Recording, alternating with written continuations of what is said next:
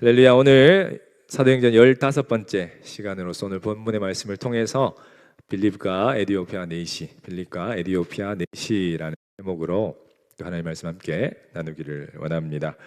우리가 지난 시간에 계속해서 이 초대교회 7 집사님 중에 한 분인 이 빌립 집사님의 사역을 우리가 계속 함께 살펴보고 있습니다. 빌립 집사님이 이제 스데반 집사님의 순교로 인해서 예루살렘 교회가 하나님의 의도적인 흩으심 가운데 이 빌립 집사님이 그 사도행전 1장 8절의 말씀에 따라서 이제 사마리아까지 온 유대와 예루살렘과 온 유대와 사마리아까지 이제 복음이 확장되는 그런 하나님의 구원 역사 가운데 빌립 집사님이 사마리아 성에 가서 이제 복음을 전했던 것을 우리가 지난 주에 함께 살펴보았습니다. 정말 그 사마리아 온 성에 하나님의 말씀이 증거되고 많은 믿는 자들이 이렇게 나타나게 되고 하나님의 많은 이적들이 일어나게 되었죠. 그래서 이제 예루살렘 교회에서 사마리아 성이 하나님의 말씀을 들었다 함을 듣고는 베드로와 요한을 파견해서 그곳 가운데 성령이 역사하시는 그런 일들이 있었던 것을 우리가 보게 되었습니다. 그래서 오늘도 계속해서 이제 이 빌립 집사님의 이 사역에 대한 이야기들이 계속 이어지는데 우리가 지난주 살펴보았던 그 사마리아 성에서의 빌립 집사님의 사역과는 오늘은 참 대조적인 그런 사역들이 오늘 본문에 기록이 되어 있습니다. 왜 어떤 부분에서 그런 대조적인 사역인지 말씀을 좀 더 살펴보면서 함께 나누기를 원합니다. 오늘 말씀을 좀 들어가면서 오늘 빌립 집사님이 결국은 이제 복음을 증거하는, 복음을 전하는 복음 전파, 복음 전도의 사역을 감당하고 있는데 성경에서 그 복음 전도에 어떻게 하는 것이 정말 하나님이 기뻐하시고 하나님의 뜻 안에서 전에 이렇게 진행되어지는 복음 전도인가를 오늘 우리가 이 말씀을 통해서 또 깨닫게 되는 귀한 역사가 있을 줄로 믿습니다. 정말 저는 우리가 이제 하나님께서 우리에게 복음을 전하라는 사명을 주셨다는 거 우리는 너무 잘 알고 있는데 정말 구체적으로 하나님이 원하시고 또 하나님의 뜻 안에서 어떻게 복음을 잘 증거할 수 있을지 오늘 말씀을 통해서 함께 살펴보기를 원합니다. 오늘 본문은 총 4부분으로 이렇게 좀 나누어서 생각해 볼 수가 있습니다. 26절부터 40절까지 말씀 중에서 특별히 26절부터 29절까지의 말씀은 이제 성령께서 이제 빌립을 인도에 가시는데 성령께서 말씀하신 것에 대해서 성령의 인도하심에 대해서 이 빌립 집사님이 순종함으로 이제 그 복음 전도의 사역이 시작되어지는 것에 대한 부분이 이제 26절부터 29절까지의 말씀이고요. 그리고 30절부터 34절까지의 말씀에 보시면 이제 성령께서 빌립 집사님을 인도하시는데 인도하시는 곳에 가 보니까 한 사람을 만나게 되는데 그 사람이 바로 이 에디오피아 간다의 여왕의 국고를 맡은 내시였다라는 것이죠. 그 사람을 만나게 되고 그가 또 읽고 있었던 성경에 대해서 함께 나누는 그런 시간들이 있었다라는 것이 34절까지의 내용입니다. 그리고 35절부터 38절까지의 내용은 그 말씀을 이렇게 그 내시에게 이 빌립 집사님이 풀어주는 그 과정을 통해서 이제 복음이 그 내시에게 증거되어지게 되고 내시가 그 복음의 말씀을 깨닫게 된 후에 이제 그가 세례를 요청하여 받게 되는 내용이 이제 38절까지의 내용입니다. 그리고 이제 39절부터 40절까지의 내용은 그 복음이 이제 그 내시에게 증거됨을 통해서 그가 이제 구원받게 되고 그 안에 하나님이 주시는 기쁨이 임했다라는 것, 그리고 하나님께서 다시금 빌립 집사님을 또 하나님의 사역을 위해서 이렇게 옮기시는 그런 과정들을 기록한 것이 마지막 39절 40절의 내용입니다. 오늘 이 본문의 말씀을 좀 더 이제 함께 살펴보시기 원합니다. 자, 26절부터 좀 살펴보겠습니다. 1번 질문인데요. 주의 사자가 빌립에게 내린 명령의 구체적인 내용과 광야라는 지형적 특징이 갖는 의미는 무엇입니까? 이런 질문입니다. 자, 성령께서 26절에 보시면 주의 사자가 이제 빌립에게 뭐라고 말씀을 하셨습니까?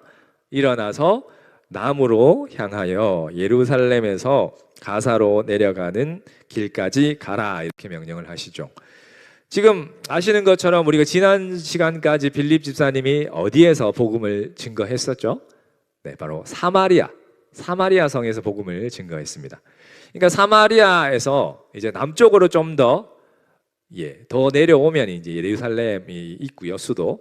그리고 지금 예루살렘에서부터 어디까지? 남서쪽으로 또 훨씬 더 많이 내려갔을 때 거기에 이제 가사라는 동네가 있는데, 그러니까 지금 사마리아에서부터 예루살렘으로, 그리고 예루살렘으로부터 그 가사라고 하는 곳까지 그 가는 그 길에 이제 그쪽으로 가라라고 성령께서 말씀을 하시는데, 이게 상당히 이제 먼 거리라는 것이죠. 먼 거리인데 어쨌든 이 먼 거리를 가게 되는데, 문제는 이 사도행전의 기록자인 누가가 그 가야 할, 빌립이 가게 되는 그곳이 어떠한 곳이라고 말씀을 하고 있습니까? 바로 그 길은 광야다, 이렇게 표현을 하고 있다는 것이죠. 그래서 여기서 이 광야, 에레모스라는 이 광야는 70인역, 70인경이라고도 하는데요. 이것은 이제 구약의 히브리어 성경을 헬라어로 번역한 그 성경이 바로 70인경입니다. 근데 여기 보시면 이 광야를 보통 유대 광야라고 이렇게 표현을 하는데, 여기서 이 광야는 이제 어떤 의미가 있느냐면 그냥 단순히 삭막한 어떤 사막과 같은 땅만을 의미하는 것이 아니라 하나님과 독대하기 위한 장소. 그래서 그 장소 가운데 우리가 예기치 못한, 우리가 어떻게 기대하지 못했던 그런 하나님의 은혜가 임하는 그런 장소가 바로 이 광야라는 곳이다라고 상징적으로 또 광야를 이렇게 의미하고 보여주고 있는 것이죠. 그러니까 이 누가가 어떤 지리적인 정보, 어떤 지역적인 장소적인 정보를 주기 위해서 그곳이 광야라고 이렇게 기록했다라기보다는 그곳에서 지금 하나님께서 빌립을 통해서 한 영혼을 만나게 하시고 그 영혼이 예수 그리스도를 믿게 되어지는 그런 하나님께서 계획하신 구원의 목적지가 바로 이 광야다라는 것을 우리에게 설명해 주고 있다, 이렇게 보실 수가 있습니다. 근데 여러분, 아까 제가 초대에 말씀드렸던 것처럼 빌립 집사님의 지난주의 사역과 오늘의 사역이 되게 대조가 되는 부분이 무엇이냐면, 지난주는 이제 사마리아라고 하는 큰 도성의 성에서 이제 많은 사람들에게 빌립 집사님이 복음을 전하고 또 기적을 일으키고 많은 사람들이 주께로 돌아오는 그런 큰 역사들이 있었다라는 것이죠. 그러면 우리가 일반적으로 생각해 볼 때 복음의 어떤 이제 효율성도 따져봤을 때 사마리아 성보다 이제 좀 더 사람이 많고 더 큰 지역으로 가서 복음을 전하는 것이 많은 영혼이 주께로 돌아올 수 있는 확률이 더 높기에 하나님께서 이 빌립 지사님을 그러한 곳으로 보내실 것 같다라는 생각이 드는데, 그게 우리의 생각이었던 것 같습니다. 하나님께서는 지금 광야로 이 빌립 집사님을 보내셨다라는 것이죠. 우리가 인간적으로 생각해 봤을 때 이 빌립 집사님도 하나님의 이 음성을 듣고 하나님의 이 인도하심을 딱 들었을 때 어떤 생각이 들었을까요? 하나님, 광야에 과연 만날 사람이 있겠습니까? 광야에 복음을 증거하고 그 복음을 전함을 받을 사람이 과연 있을까요? 이런 의구심도 들었지 않을까, 이런 생각이 드는 것이죠. 그럼에도 어떻습니까? 하나님의 말씀에 빌립 집사님이 즉각적으로 전적으로 순종해서 바로 이 광야라는 곳으로 가게 되었다라는 것입니다. 그래서 그곳에서 정말 귀한 한 영혼을 만나게 되는데, 그가 누구라고 성경은 말씀하고 있습니까? 바로 에디오피아 간다게 여왕의 국거를 맡은 내시다, 이렇게 설명을 하고 있습니다. 자, 그 내시에 대해서 좀 더 살펴보겠습니다. 2번 질문에 보시면 빌립이 만난 에디오피아 내시는 어떤 인물이며 당시 그의 사회적 위치는 어떠했습니까?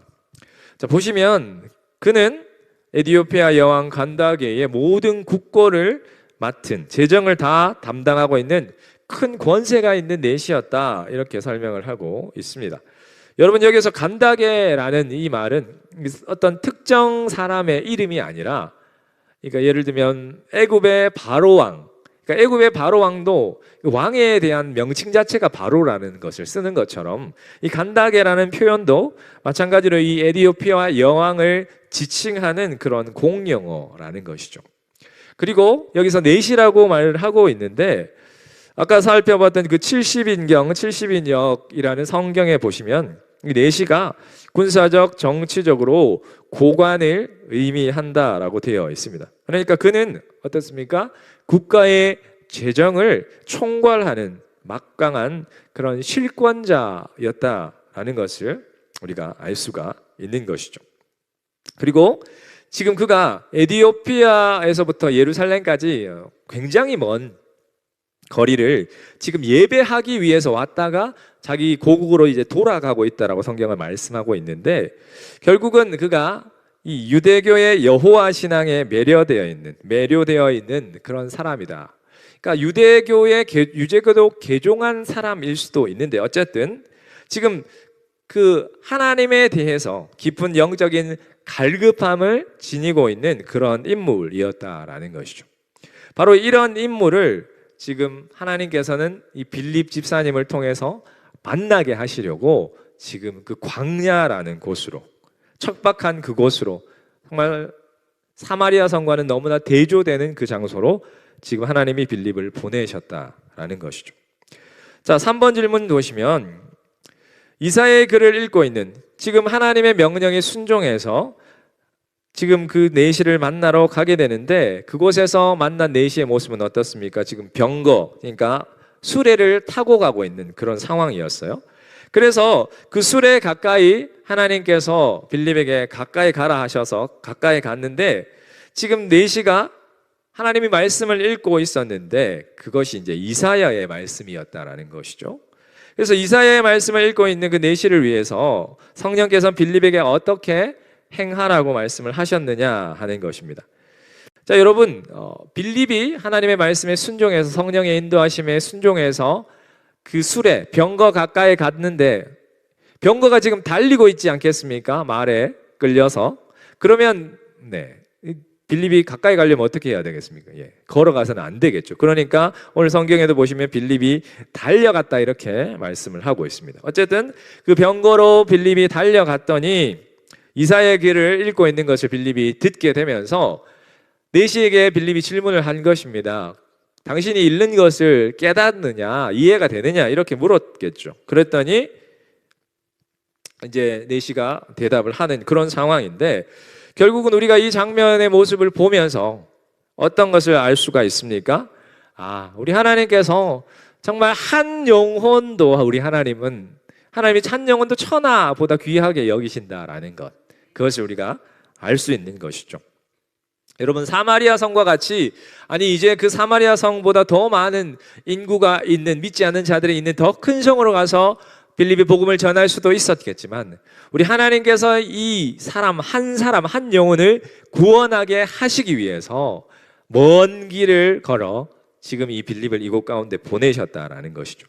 우리 하나님은 한 영혼도 소홀히 여기시지 않는 분이시다라는 것을 우리가 이 장면을 통해서 보게 되고, 또 어떻습니까? 자신의 생각으로, 자신의 상식으로 잘 이해가 되지 않음에도 하나님이 명령하셨기에 그 명령에 순종하고, 특별히 적극적으로 즉시 순종해서 그 말씀에 따라 또 이렇게 광야까지 온 이런 빌립 집사님의 모습을 우리가 보게 되는 것이죠. 우리 하나님께서 오늘날 저와 여러분들에게도 우리 하나님의 사역을 맡긴 우리 하나님의 일꾼들이 바로 이러한 모습으로 하나님의 일을 감당하기를 원하신다라는 것, 어떻습니까? 바로 우리 마음 가운데도 한 영혼을 천하보다 귀하게 여기는 그런 하나님의 마음이 있어야 할 것이고, 그리고 하나님이 말씀하시면 우리의 생각과 조금 다르다 할지라도 그것이 하나님의 말씀이라면 적극적으로 그 말씀에 순종하는 그런 태도가 우리에게 있어야 한다라는 사실입니다. 자, 4번 질문 보시면, 이제 성령의 지시를 받은 빌립이 그 내시에게 접근했을 때 이 내시가 어떠한 모습을 보여주나 하는 것이죠. 우리가 그의 이런 신앙적인 태도를 통해서 배워야 할 점은 무엇인가라는 질문입니다. 자, 이제 빌립 집사님이 성령님의 인도를 받고 그 내시가 타고 있는 그 병거의 수레에 달려서 가까이 갔을 때 이 내시는 어떠한 태도를 보였느냐 하면, 참 겸손하고 특별히 진리에 대해서 열린 마음이 그에게 있었다라는 것이죠. 그러니까 지금 빌립 집사님이 달려가면서 그 병거에서 이 내시가 읽고 있는 이사야의 말씀을 듣고는 당신이 그 읽는 것을 깨닫느냐라고 물었을 때 이 내시가 뭐라고 대답을 하죠? 지도하는 사람이 없는데 어찌 깨달을 수가 있겠냐라고 하면서 처음 보는 사람이지 않겠습니까? 그 생판 모르는 사람을, 그리고 자기는 어떻습니까? 한 나라에 아주 상당히 높은 고위 간직에 있는 사람인데 그런 사람이 정말 빌립 집사님이 뭘 그렇게 신분이 높게 보였겠냐 하는 것이죠. 그럼에도 불구하고 이름 모를 그 여행객과 같은 그 빌립 집사님을 자신의 마차로, 병거로, 수레로 청해서 같이 앉을 수 있었다라는 것 자체가 이가 얼마나 겸손했는가.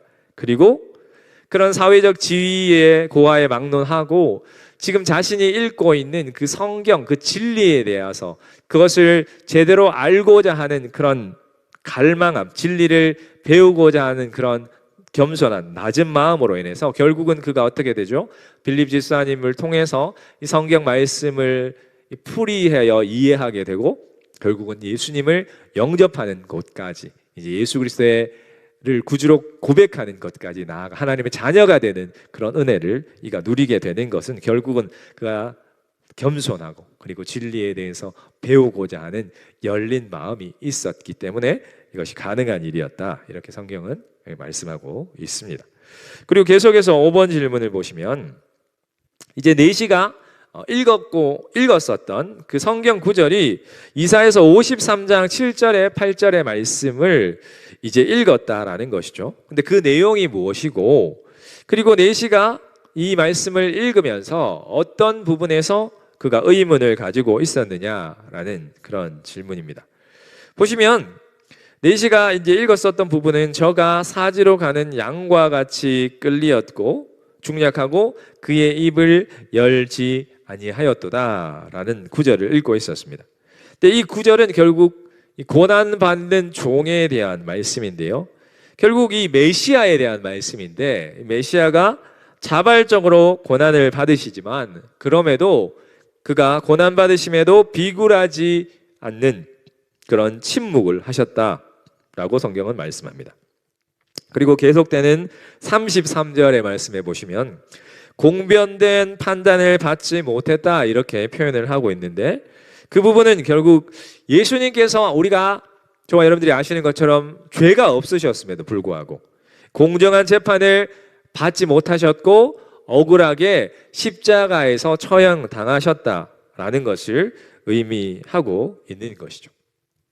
그런데 어쨌든 내시가 이 구절의 말씀을 읽으면서 이 고난받는 종, 그러니까 이 고난받는 종이, 어린 양이, 그러니까 선지자 자신을, 이사야 선지자 자신을 이야기하는 것인지 아니면 제3자를 이야기하는 것인지에 대한 의문이 있었다라는 것이죠. 그래서 그것에 대해서 이제 빌립 집사님에게 그 부분에 대해서 질문을 한 것입니다. 그랬더니 이제 빌립 집사님이 어떻게 합니까? 그 구절의 말씀을, 질문을 받고는 그 구절에 대해서 설명을 하면서 이제 복음을 전했는데 어떻게 그에게 복음을 전했느냐? 이게 6번 질문입니다. 보시면 빌립이 이 고난받는 종에 대한, 메시아에 대한 말씀을 시작으로 해서 바로 예수님을 그에게 가르쳐서 복음을 전했다, 이렇게 말씀을 하고 있습니다.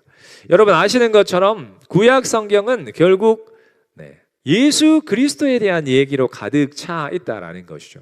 복음서에서도 우리 예수님께서 제자들에게 설명하실 때 구약의 모든 말씀이 결국은 누구에 대한, 자신에 대한 말씀이다라고 말씀을 하셨습니다. 마찬가지로 지금 구약에 흩어져 있는 많은 예언의 말씀들이 결국은 우리 주님 예수님께, 예수 그리스도께로 초점이 맞추어진다라는 것이죠.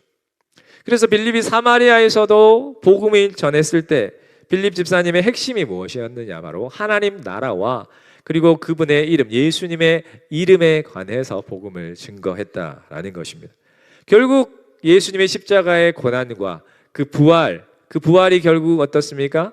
그 부활로 인한 그 예수 그리스도가 유일한 구원의 문임을 지금 이 구약의 이사야 53장의 말씀을 통해서 예수 그리스도가 구원의 유일한 문임을 빌립 집사님이 지금 이 내시에게 증거했다라는 것이죠. 결국은 구약의 말씀을 통해서도 지금 복음이 증거되었다. 예수 그리스도의 십자가 부활까지 그 내시에게 증거되었다라는 그런 말씀입니다. 그것이 복음이 이제 증거된 것이죠.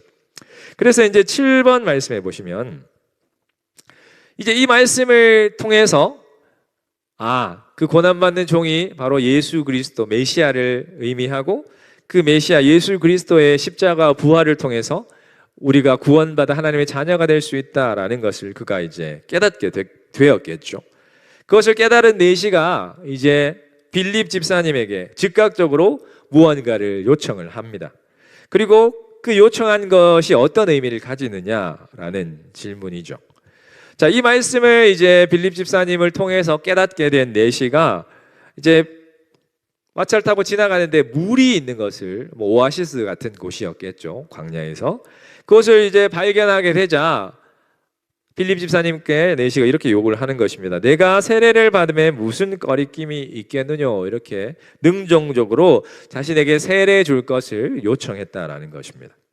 근데 이것은 결국은 이 세례라는 의식 자체가 이 단순히 몸을 씻는 예식인 것뿐만 아니라, 그러니까 세례를 받는다라는 것은 내가 하나님의 소유가 되었다라는 것을 이제 외적으로 보여주는 의식임과 동시에 내가 하나님과 연합하고 하나님과 친교하는 그런 보증, 이제는 내가 하나님의 자녀이고 하나님과 한 몸 된 그런 것에 대한 보증을 하는 예식이다라는 것을 이 내시가 깊게 깨닫게 되었다라는 것이죠. 그러니 물이 보이는 즉시로 지금 빌립 집사님에게 세례를 요청했다라는 것입니다. 그래서 그는 그리스도를 구주로, 예수님을 구주로 고백하고 이 세례를 받게 되었다라는 그런 말씀입니다.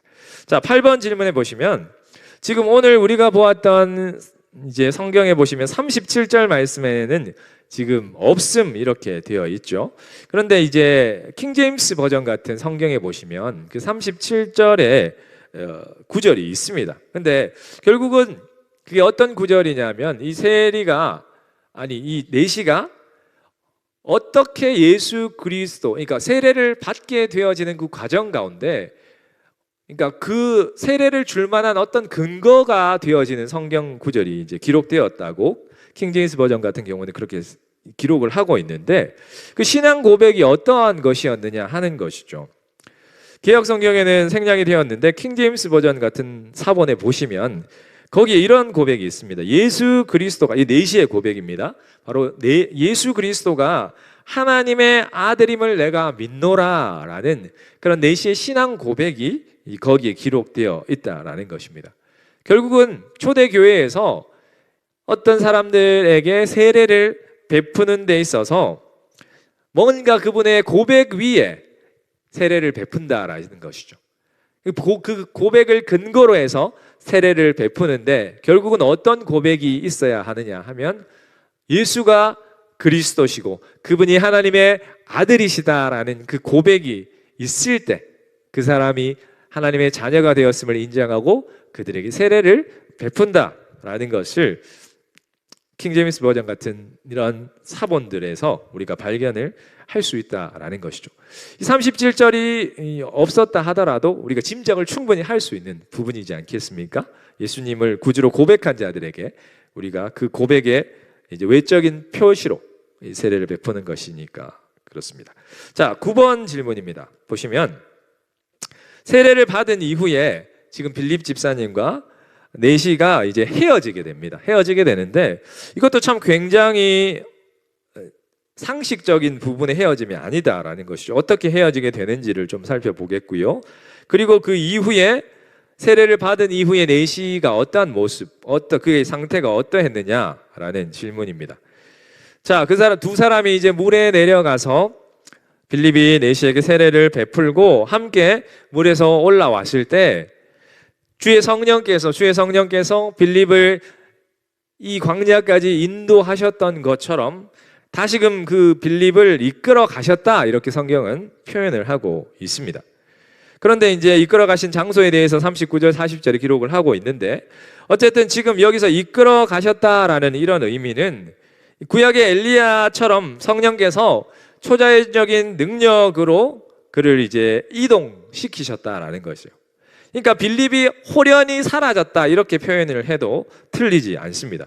그러니까 빌립이 세례 베풀고 나서 물에서 같이 올라왔는데 갑자기 빌립이 사라진 것이죠. 홀연히 사라졌다고 할 정도로 그런 표현이 틀리지 않게끔 갑자기 사람이 없어졌음에도 내시가 어떻습니까? 성경에 보니까 당황했다라는 표현보다는 그가 흔연히 제 길을 갔다 이렇게 성경은 말씀합니다.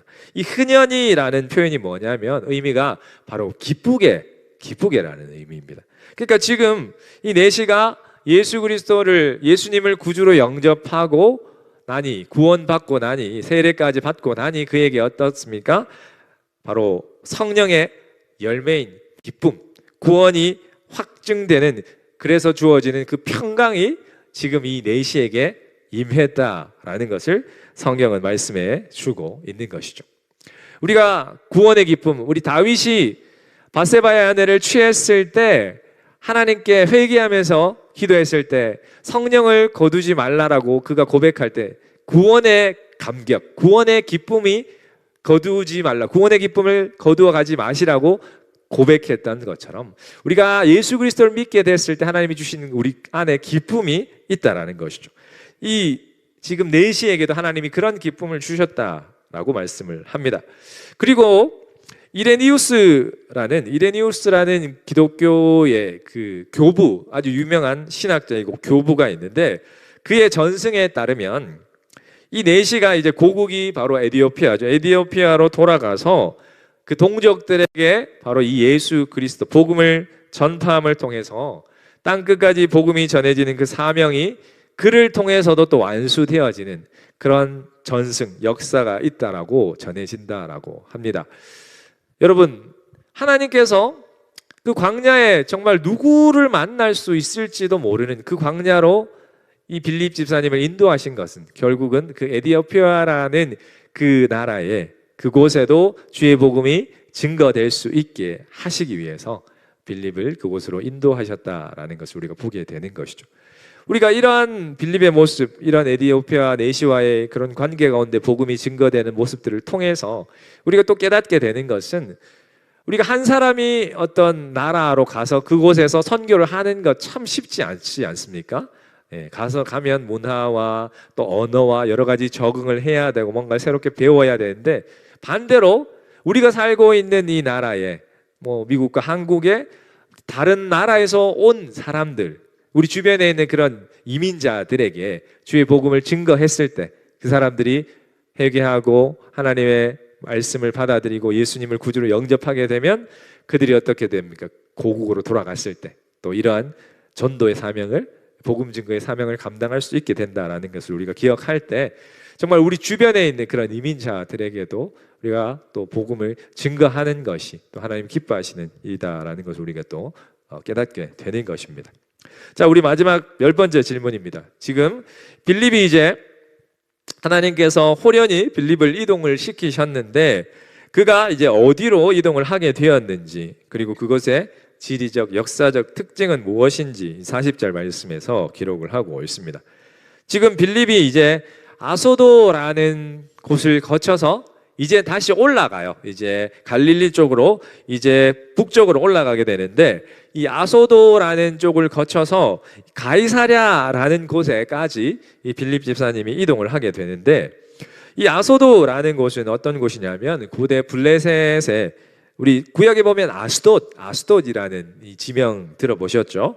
바로 아소도가 그 블레셋의 아스돗이라는 지역이고요. 그리고 이 가이사랴라는 지역은 바로 예루살렘에서 한 약 104km 정도 떨어져 있는 해안의 도시인데 그 당시에 이제 로마의 집정관이 로마 군대가 주둔했던 그런 거주지이기도 하고 헤롯 1세가 근거지로 삼았던 곳이 바로 이 가이사랴라는 곳이다라는 것이죠.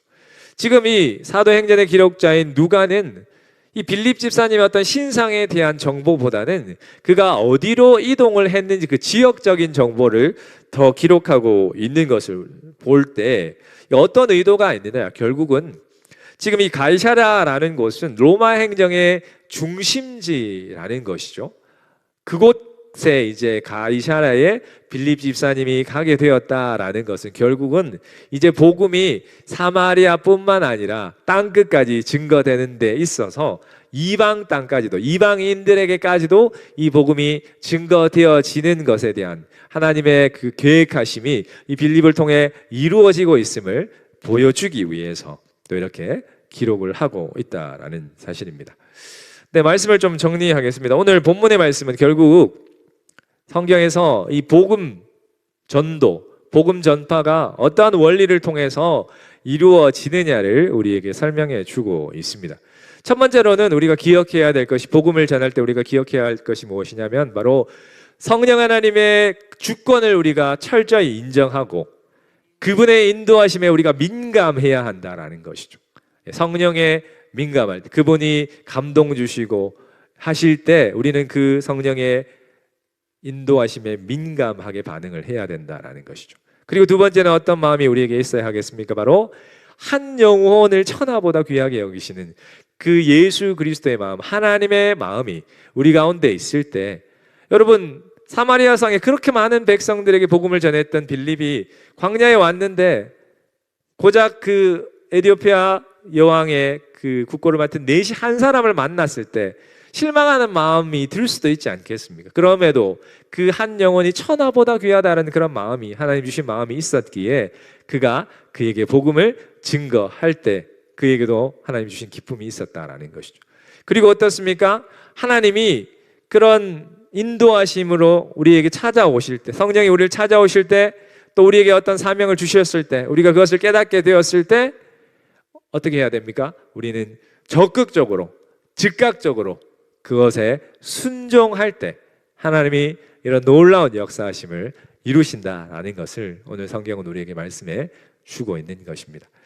여러분, 정주호라는 이 헬스 트레이너가 있으세요. 한국에 이제 1세대 헬스 트레이너인데, 이분이 이제 그분의 이제 삶을 다는 제가 들어보지는 못했는데 미국에서 이민 1.1세대 정도 되신다 하시더라고요. 고생도 많이 하시고, 뭐 아버지가 이제 알코올 중독으로 막 이렇게 폭행도 하시고, 그러니까 어머니도 막 힘든 생활, 자신들도 어렸을 때 참 어렵게 인생을 이렇게 지내오고 그랬는데, 결국 그가 그런 불운 환경 속에서 이렇게 결국 이제 운동이라는 길을 그가 선택을 하고 이제 헬스 트레이너의 길을 이렇게 왔는데, 그분이 예수님을 믿고 나서 이제 어떤 일이 있었냐면, 이제 자기가 몸을 만드는 많은 연예인들의 몸을 이렇게 만들어주고 이렇게 하는 그런 역할을 하고 있던 중에 TV에서 이제 어떤 한 여인에 대한 뉴스,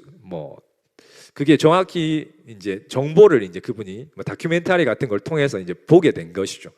그 어떤 내용이냐 하면, 한 여인이 있는데 그 여성분이 몸무게가 174kg이 나가는 그런, 그러니까 174kg, 제가 지금 한 70kg 정도 나가거든요. 그러니까 저보다도 100kg 이상이 더 나가는 그런 여성의 그런 이야기가 이제 소개되었는데, 그 정도 몸무게가 나가다 보니까 어떻겠습니까? 완전히 일상적인 생활조차도 힘든, 사회생활을 전혀 할 수 없는 그런 상황이었다는 것이죠. 그러니까 그분 같은 경우는 계속 집안에서만 거할 수밖에 없고, 사람과의 관계가 다 단절되어지고 참 힘들게 살아가는 그분의 이야기를 이제 이 정주호라는 헬스 트레이너가 본 것이죠. 그때 그분의 이야기를, 남이지 않습니까? 근데 그분의 이야기를 보는데, 예수를 믿고 난 이후에 그 이야기를 듣는데 자기가 막 눈물이 너무 많이 나더라는 거예요. 그 영혼이 너무 불쌍해 보이더라는 것이죠. 그래서 이분이 수소문해가지고 그 아주머니를 찾아갔어요. 찾아가서 자기가 헬스 트레이너니까 아무래도 이분의 삶을 조금 변화시켜 주고 싶은 마음이 있었겠죠. 근데 찾아갔는데 그 아주머니가 사회와 담을 쌓고 살다 보니까 이분이 찾아가도 계속 문전박대를 했다라는 거예요. 근데 7개월 동안을 찾아갔다라는 거예요. 7개월 동안을 찾아가니까 이 아주머니가 이제 마음의 문을 여시고 이 헬스트라이너의 이 정주호 이분을 이제 집 안에 들어올 수 있도록 해서 그때부터 또 1년 가량을 함께 이제 운동을 하기 시작했던 것이죠. 뭐 이제 처음부터 바벨 들고 이런 운동을 할 수조차 없으니까 무 같은 거 이런 거 들고 이렇게 돌리기도 하고, 그리고 그걸로 뭐 묵국같이 끓여 먹고 막 이렇게 거의 같이 생활을 하면서 그 아주머니에게 이제 이분이 운동을 시킨 거예요.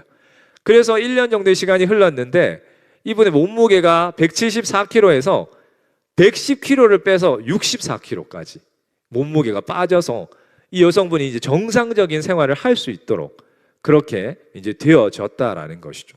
그래서 이분이 얘기하기를 자기가 이 아주머니를 만나기 전과 후로 자신의 인생이 완전히 바뀌었다라고 얘기를 할 정도로 그렇게 얘기를 하는 이야기를 들었습니다. 결국 이분이 그 생전 알지도 못하는 그 아주머니의 소식을 자기가 매체를 통해서 보았을 때 그렇게 눈물이 나고 그 안타깝게 그 여인이 보였던 것이 제가 볼 때는 정말 하나님께서 그 트레이너 마음 가운데 주신 성령의 감동이 아닌가라는 생각이 드는 것이죠.